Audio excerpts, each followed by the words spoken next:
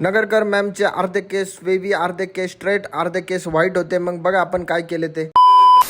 सर्वात आधी कल्याण रोडवरून या मॅम आल्या होत्या आणि त्यांचे केस खूप वेगवेगळ्या टेक्स्चरचे होते. काही भाग बेबी होता, काही भाग फ्रीज होता, काही भाग स्ट्रेट होता आणि हेअर्स व्हाईट होते. आणि याआधी ट्रीटमेंट केली होती त्यांनी, पण नवीन ग्रोथ झाल्यामुळे थोडेसे वेवी हेअर्स झाले होते आणि कलरला देखील खूप टाइम झाला होता, त्यामुळे व्हाईट हेअर देखील स्पष्ट दिसत होते. त्यांच्या हेअर्सची कंडिशन बघून आम्ही त्यांना नॅनोप्लास्ट ट्रीटमेंट सुचवली आणि व्यवस्थित समजावून सांगितले की ट्रीटमेंट केसांना स्मूथ, मॅनेजेबल, फ्रीजी फ्री बनवेल. प्रॉपर प्रोसेस करून घेतली. ॲप्लिकेशन, ब्लो ड्राय, आयनिंग आणि पूर्ण ट्रीटमेंट झाल्यावर मॅमचे बिफोर असा होता आणि आफ्टर तर असा झाला. एक नंबर दिसत होते मॅमचे हेअर्स.